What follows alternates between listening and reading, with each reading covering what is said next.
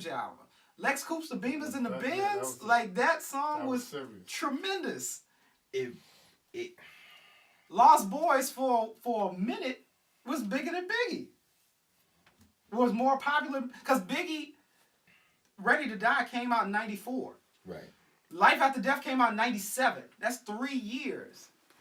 What was Biggie doing in that time? He was riding the remix wave. He was riding the remix wave. He had the Get Money remix. He had, he was on like Who Shot Ya? He had a lot of stuff. Who Shot Ya is a single off of Ready to Die. So he had Junior Mafia stuff. Huh? So he had singles. Who Shot Ya wasn't on Ready to Die. Who Shot Ya was a B-side to. They put Who Shot You on the reissue of Ready to Die. Originally wasn't on it. Who Shot Ya is the B-side to Warning. Warning, yes. Right, which is a single off of Ready to Die. Right, but it wasn't on the album. Right, it's not on the album. You had to buy the vinyl. Right, you had to buy the vinyl. But what I'm saying is that came out during that time. Warning is a single to promote Ready to Die. Who Shot Ya is a B-side to that single.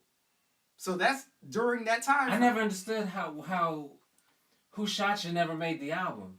It hadn't been recorded yet. Right. Hadn't been recorded yet. Who did the beat? Listen, Nasheem Myrick. That was his first beat on the MPC. Nasheem Myrick. Really? That was his first beat on the MPC. One of the most... Shout out D-Dot for telling me that story. One of the most underrated producers. Man, Nasheem, God. I'm glad you brought that up because that was my next topic. Nasheem, oh my God. Underrated producers. Dude, so... I'm gonna tell you, and speaking of Nasheem and Carlos Brody, didn't he do T-O-N-Y? T-O-N-Y. Yeah. So that's why exactly I was about to go into. Speaking of Nasheem and Carlos Brody, everybody go to what's the site that does the producer credits? Come on, man. You got it. Fucking Wiki. Wikipedia. No, this I don't know. Is there an actual site? I thought so. I don't know. But Nasheem was running the late 90s. Was tough. Late 90s. I mean, he was doing the street stuff late 90s. And to be honest with you, Capone and Noriega War Report was the collection of the most underrated producers of the time. Correct. Charlemagne, Easy LP, Nasheem Myrick, Carlos Brody, dude, they created the last classic album of the 90s to me. That soundscape was the last classic album of the 90s to me was the War Report. War Report. That was the last classic street album of the 90s. I don't know. I like Capone Noriega's Def Jam album. Which one? I love that album with the Alchemist and DJ Premier beats. Oh, with the Invincible and stuff? That didn't come out in the 90s. Right. Right, but I'm saying the last one in the 90s. Okay. Yeah, so, I liked it too. Premier has definitely done some hot stuff for them, man. Invincible, that Crown Royal, Killer... Crown Royal? Capone and Noriega Crown Royal? What album is that on? Is that on? That's on War Report too. That was on War Report? YouTube! See, man, this is what my purpose is every time I come. It's to put people on the songs. They're like, what? See, I'm a DJ, so I'm listening to singles. I have to download the War Report. This is the second War Report. So, but the first one, man. What was Biggie's greatest remix to you? Get Money. Of his own song or someone else's? It doesn't matter. Get Money. I would say One More Chance. I think One More Chance too. More Chance. Both versions. Yeah. Because the album version was garbage. Right. No, One More Chance, definitely. I'm about to get some hate off of that. A close second would probably be the Craig Mack. Yeah. The Craig Mack. That verse he dropped. Yeah, you might be. Niggas is mad. Yeah. It's like, ooh. And then they put LL was on there. Everybody was on there. Busta. Oh my God.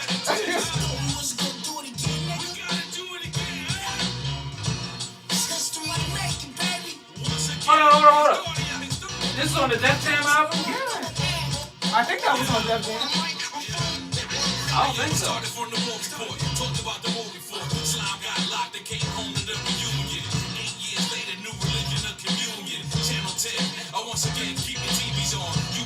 Channel 10, that's the name of the album. Not War Report 2. Oh, yeah. Channel 10. Yeah.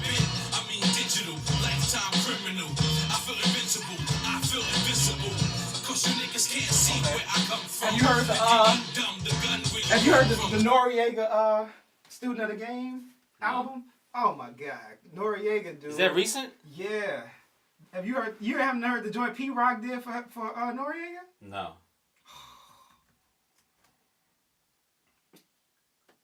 This. Whew.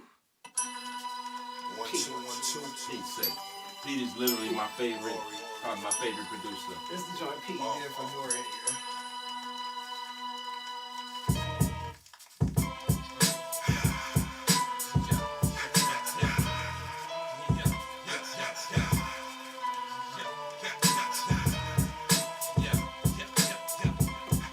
You say he's still using that speed?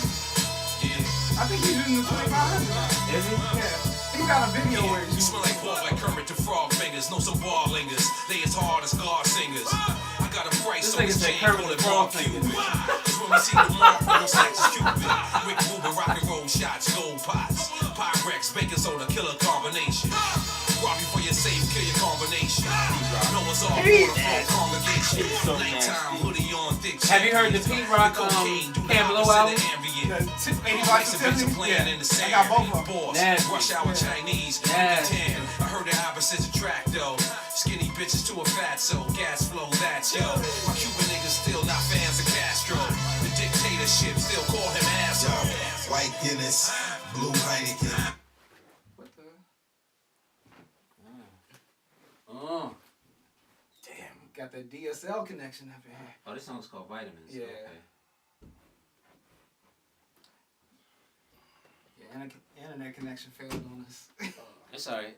Damn. Underrated producers. So, oh man. You said Nasheem. Where do I start? I mean, my number one most underrated of all time is Easy Mo B. I mean, I don't think he's underrated. Stop, dude. The average hip hop fan doesn't even know who Easy Mo B is. Alright. I guess because I know. Oh, right. You say Easy Mo B? Yes. Yeah, but I wouldn't consider him underrated either. Yeah, y'all gotta be kidding me. Like, first of all, Well, okay, when you 99 say underrated, do you say underrated in terms of notoriety, or do you mean in terms of like he's done joints? He did an album with Miles Davis. Right. But 9 out of 10 people you know don't know who Easy Mo B is. So isn't that the definition of underrated? Right. Like, so Mo B, only dude I know, done an album with Miles Davis, and is the only producer I know who is produced for Biggie and Pac. I'm gonna leave that alone. Biggie and Pac. I'm gonna leave The that only alone. producer I know. I'm gonna leave You that got- alone you because got- I'm not a pop fan. But I mean, like the two Wait a minute. pillars, like legends of hip hop. He's the only producer I know produced for Biggie and Pac, produced for Kane, produced for like Das Effects. All of these people, like just everybody under the sun has a Mo BB. I got the Genius, the GZA's first album for Cold Chillin', Easy Mo B, on there, produce it. You know, produce for everybody. I think Q-Tip is the most underrated producer in my book. Really? Yeah. Q-Tip is very underrated. I don't think Q-Tip gets enough credit for 'cause I think for the the Mobb Deep album. Because I think for the longest time, people didn't realize Q-Tip was the one producer for Tribe. Right. You know, so yeah, I'm going to throw Q-Tip in there. Buck Wild is in there. I think people know about Buck Wild. Dude. I think you guys are like, you giving a lot, because you are hip hoppers, and so you know all of this stuff. That's true. But like, Okay. the average people don't. But average people don't know who produced nothing. They know Kanye West. They know Kanye West produced whatever. They know when Just Blaze is producing something. Because they have tags on their shit. Hey, whatever the reason. People know Primo. People know Dre. People know Primo. They know Dre Dre. They know produced P Dre. Rock. People even No, LES. I don't know. People know LES. LES.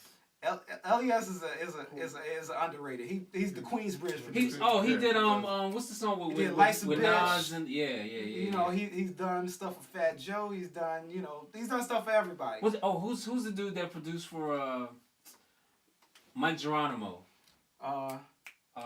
He had like Oh, it's Buck Wild. Buck Wild. Buck Wild did. Buck last- Wild. Yeah. Like that's how Buck Wild. Buck Wild has so many hits. He did Whoa for Black Rob. Right. You know, I he didn't did know Master that. IC. Have you heard the original to Whoa? Yeah. Shout out to DJ Wonder. Played it on Sirius XM. Oh my god. I got it. I know. You have it? I got it on record. Oh. I know what it is. I'm gonna play it, but you can't show it. You Okay. can't- Okay. You Go can't, go ahead and play it. show Go- You can't show it. Respect the hate. We gonna play the original from Whoa. I heard on Sirius XM. I was like, You can't. that's the fucking sample to Yeah, Whoa. You can't show it. Don't hide. I know somebody gonna be sitting up shazamming it. Are you serious? Yeah. A TV show? It's not.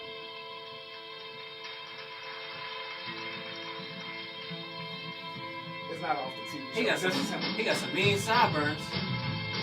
Let me see if I can find the actual. Let me see if I can find a version where he's the actual off the album or something.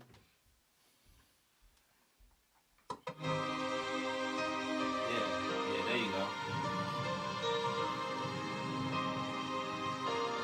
I don't think it is. I don't think this is it. So they got many versions of this song. Oh, as well. Lord. So let me see if this is it. When I heard it, I was like, Buck Wild really did his thing with this.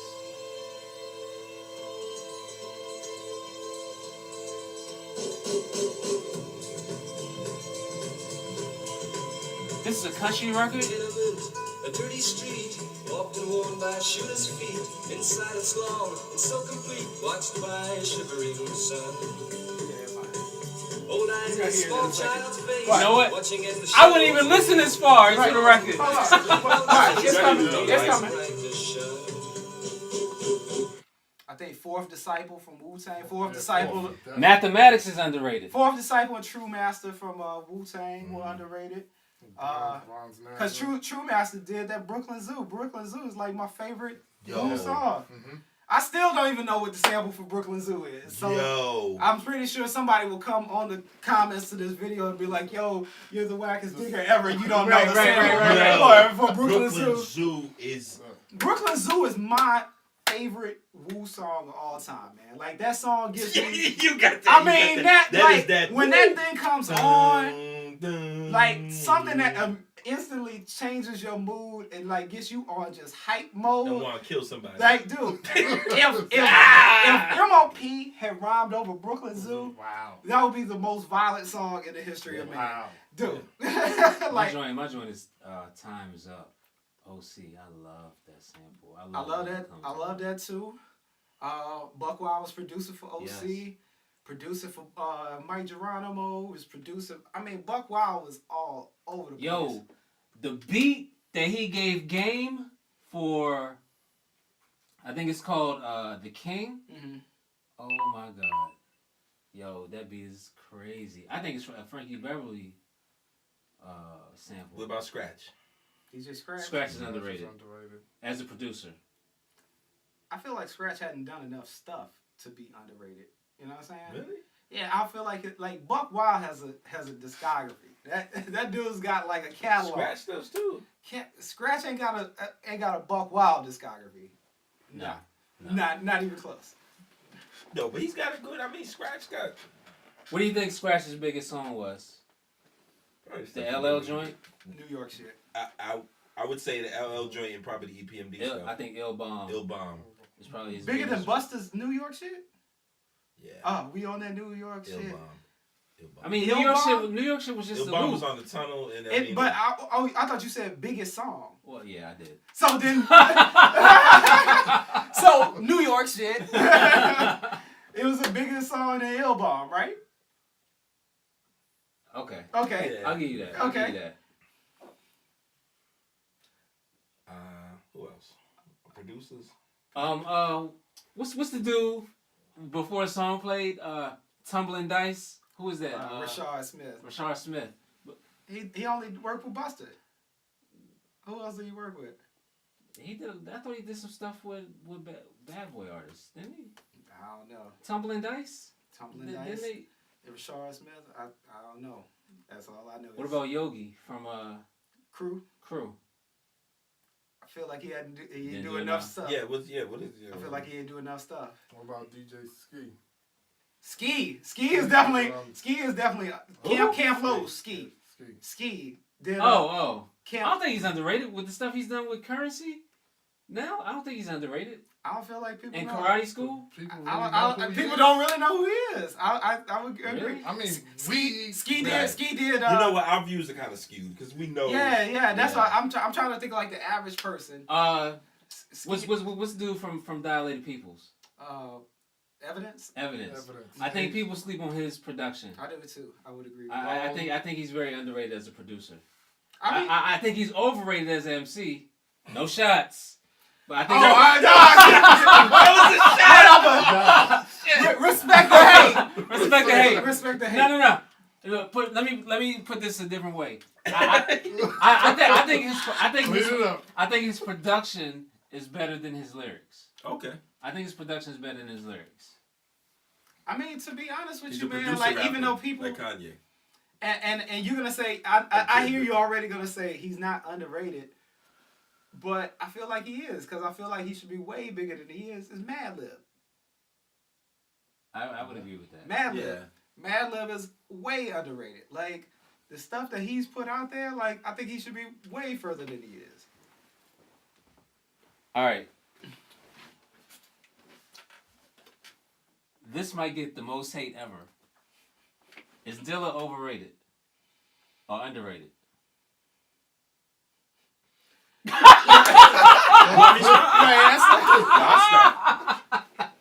I think Dilla's underrated. I think Dilla had some shit. Definitely did.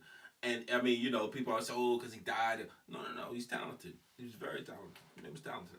In my opinion, I mean, donuts? I mean, come on. I think Dilla is underrated, even though I didn't like the Tribe stuff. I didn't either. I didn't like the Tribe albums. I didn't like Electric Circus. But I did like Donuts. I did like The Shining. I did like all the fucking beat tapes or whatever. Right. I mean, but here's the thing. I think Tribe just picked the wrong beats because to be honest, Dilla was producing for the Far Side. Right. He did Running. Right. So I mean, like the stuff he did on that Lab Cabin California album, I like that, and that was before he did the Tribe stuff. So I think they just But here's the thing. People say, "Oh, produced by Dilla."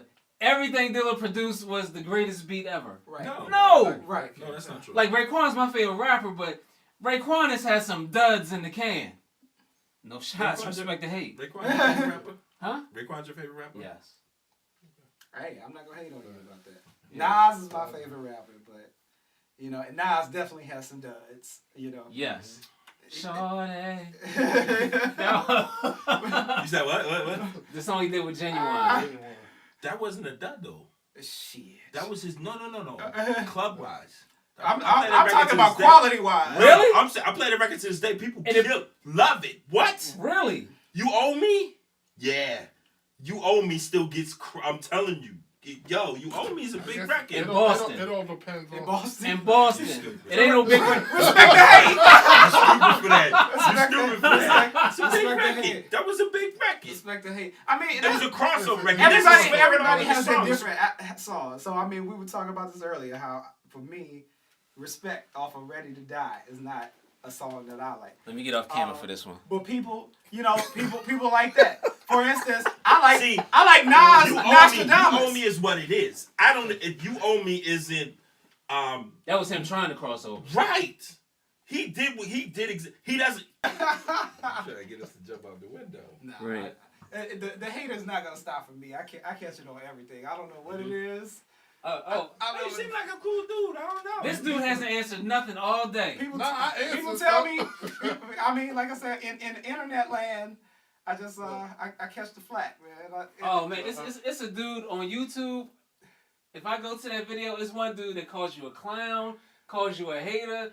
He made 4 different comments talk about. But what's funny is like we shoot these videos and stuff, but I'm not on the video watching myself. Like I know what I said, so like dudes are like, oh yeah, commenting on it like I'm about to come back at you about the comment. Like, I don't care. Like, do what you do. You did on your video. I did on my video on the behind the beach joint, because what was different about that was, for one, like somebody came and they were asking me some questions on this. I was trying to respond to them on like some, you asking me as a guy who's listening to my music and asking me different things. And then there was a guy who came and he like starts like blasting all my samples on there. Like, oh, well, all that is just whatchamacallit and whatever. I'm like, dude, whatever you feel about my music, you can like it, hate it, whatever. But, I am trying to do music. I am trying to get stuff out there to different people. And just don't sabotage me before I kind of get going. Like, So that was my thing about being mad about that. Everything else, like, I don't care. You could say you don't like it. You could say whatever else. But don't sabotage me before I get started, Right. All right, I mean, opinions are opinions. I mean, whatever. How we feel about artists is how we that feel was on that music.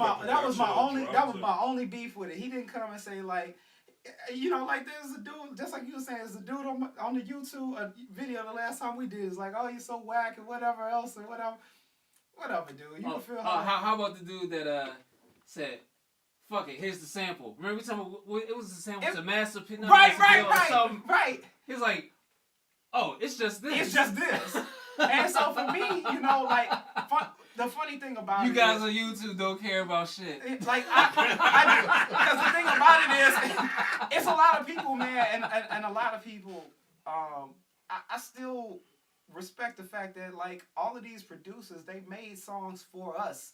And, in the 80s and the 90s, and I love these songs to these days. I bought them, I still play them on my car, but so much stuff wasn't clear. I was just talking about MOP. I got Firing Squad in the car. And Premier produced half the album. I'm pretty certain that half of those samples Premier ain't clear. And I know what a lot of them are. I don't want people coming after Premier 20 years after the fact. Like, oh, he's made, however many thousands of dollars off of this. And now I found out the sample, so I'm suing him for damages in the past and stuff. Because of you. Because of me. Because at the end of the day, what is that doing? Like, why am I outing Premier for that? You want internet props? Internet props. I want the 10 people in the comments to know that I know what the sample is. Like, I respect a part of the whole thing of like secrecy. Right. But it's a great feeling when you do hear that sample and you're it's like, a great feeling. Oh, and then wow. on top of that, I do respect the fact that people are going out there and searching and they're trying to find info on samples. So at the end of the day, but there's apps now, but there's websites. But that's what what I do don't you think about that. I don't like that. Like Who sampled it? Like people just outing everybody's sample and stuff. I don't like that stuff. But at the same time, I don't like it, but I understand it. Because we're in the DC. It's like doing history. Yeah, it's like doing history because at the end of the day, we're in the DC area. We know a lot of dudes who do hip hop in DC. We know a lot of dudes who do hip hop in Philly. There are no credits with iTunes. But we know a lot of dudes who do hip hop in Philly. We know a lot of dudes who do hip hop in New York and Boston, all of these places. So we kind of are exposed to people. And somebody will come and say, oh, such and such played the sample for me. Oh, I know what that is. And I'm like, oh yeah, I know it too. And we sat in here as the four of us, and now everybody knows what the whoa sample is. Right. But if you're... We know what it is. But if you are in, let's say, Topeka, Kansas, if you're in Billings, Montana, somewhere, and you don't have like the hip hop scene that we have, and you don't have the people who are kind of putting you on knowledge like we have, what do? And I can't be so selfish to sit up and say, well, I found it, you should find it, because I have more access to. I love going, like, if I go to the store, like, with Heck Dolo or Latif, like, I'll pick up a record, oh, so-and-so used that. Right. Oh, so-and-so used that. Right. These dudes are beat librarians. Yes. Right. You're like, yo, you sure you got a decimal system? Like, how do y'all do that shit? My man does that. He be like, yo, that's da-da-da-da-da. I'm like, I don't remember all of that. Like, yeah, so, I mean, at the end of the day, I don't like people just outing it on their own, like, just everywhere. Like, Right. But at the same time, if you're doing a little bit of research for it, I'm not mad at it. But do you own any Dusty Finger albums? I absolutely do. Absolutely. Those are the number one outing. So Dusty Fingers. You don't know about Dusty Fingers? Dusty Fingers is a little bit different because Dusty Fingers doesn't actually list the song that sampled it. Now, Strictly Breaks absolutely puts the song. But everybody knows from Strictly Breaks what the fucking song was. Right. And those are probably clear. Right. Now, Dusty Fingers, like I say, they just put the songs on there. Like, they don't tell you who used it. They don't tell you anything. They just have songs. Right. But Strictly Breaks, I think, lists, like, used in whatever song or whatever. I don't like And it. there's the albums that they put out, like, Tribe Vibes. And it's all Tribe Tribe Vibes. samples. I have I'm that. like, Peach I have Treats. that. They got Peach Treats. I have that one. yeah, You know, yeah. I don't like that stuff. Like, you can put it out there. Like I said, I like Dusty Fingers. Because like you listen to it and you find other stuff, and sometimes like Dusty Fingers is good because it's not even popular artists. It's like some obscure stuff, and that gets me going to find other things. I'm like, damn, what else did this person do? And the thing about it is the song is 3, 4, 5 minutes long. However, there's other sections to the song. You might listen to something that Premier took and be like, oh, okay, that was cool, but the piano in the middle is even crazier. So, and I think what really kind of changes the game a little bit today is that like people will try to find the sample and then use the exact same sample in the same part and all of this stuff. Whereas like I tell you, when I found the Primo, You Know My Steez, you know, the Joe Simon, you know, Drowning in the Sea of Love, you know, and my parents had Joe Simon.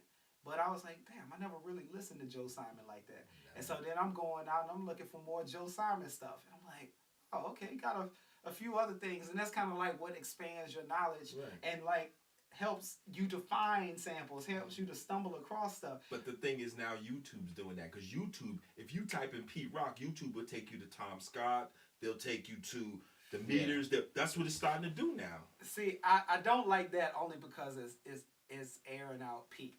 You know, and so like I said, I don't know if Pete has cleared all of his stuff. So I would hate because I'll tell you, like when Capital City Records was still open in DC, you know, they were saying that like they wouldn't tell me who it was, but they were saying that like some prominent musician from like the 70s would actually come in the store and like listen to all the hip hop stuff, trying to find that somebody had sampled their stuff. Wow. You know, to try There's companies that to do try that. to try to catch them on some lawsuit stuff. So I don't like, you know, outing producers for their samples like that. But if you find it, you find it. But now stuff like Shazam has made it easy for the digital. But see, I like Shazam. Like, because at the end of the day, that's not snitching on Pete. You know, well, I guess it is, because if Pete plays an interlude, right? Well, Shazam like in the Mecca and the Soul Brother, the interludes he puts at the beginning, right? Which is probably why they stopped doing that, you know, because they're like, dude, this is not even part of the song, and somebody's coming after me for it. Right. I mean, he was basically showing off, like, I got so many samples, I can just put samples. But see, what's funny about it is people are messing stuff up by doing that, because I actually sought out songs that were the interludes, you know. What's my man from Pittsburgh? Part of Lone Catalyst. Jay Sands. Jay Sands did a whole album over interludes. Really? Rapping over interludes. Dude, I mean, that's all I would listen for. I mean, I remember when I bought first two OC albums. Jay Sands. First two OC albums, and I would just listen to like the interludes between them, you know, and they got Buck Wild and Diamond and all of them producing, and they just throwing that stuff in there, like. On the OC album, like I think right before Far From Yours is an interlude and comes in and I'm like, what in the world is that? And I would just play the thing, it's like 20 seconds. And I can't remember what the song is. I think I found the song, but I can't remember what it is. But stuff like that helps you to discover music. And so, like I say, I'm not mad at people for finding stuff, but I just don't want to do any damage to the people who helped me to discover it. Right. You know, so... Yeah, I mean, and YouTube, and I was surprised that YouTube has an algorithm that does that. Like, I'm not surprised, because the thing about it is people like us go on there. And we know, and YouTube will see trends. Right, see trends, and so that's you know like they're like Tom Scott. What's the reference point from Tom Scott to Pete Rock? Right. It's just doing an algorithm of like what's the path that you took. But see, the thing is, YouTube is logging in.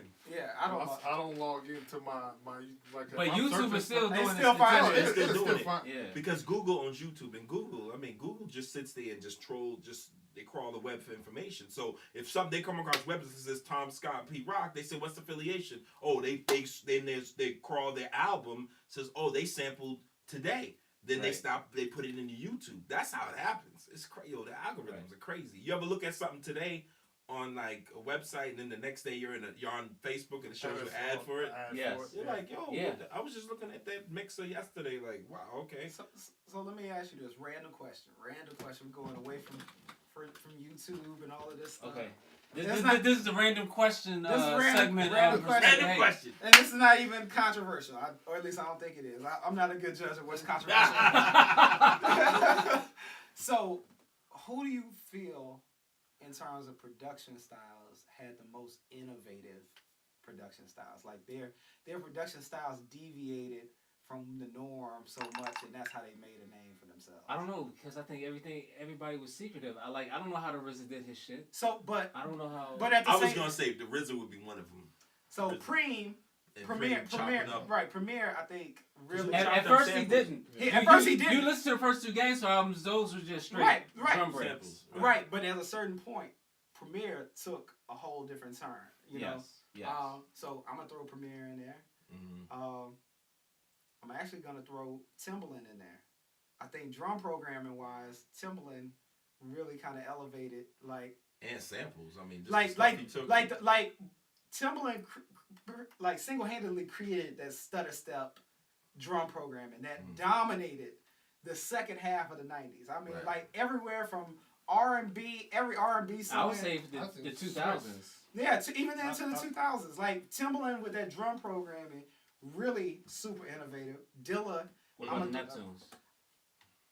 I'm gonna throw. I could see the note. I would throw Swiss in there. Definitely.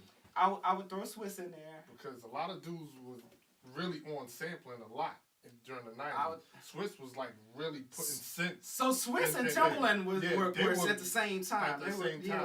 So Swiss and Timbaland, I think, really changed it up. I think that's what Dilla's claim to fame is really, is that Dilla was such an innovator in the fact that like the neo soul kind of movement comes in with Dilla. Yeah. Like, you know, he is the pioneer of that movement. Neo soul hip hop. You know.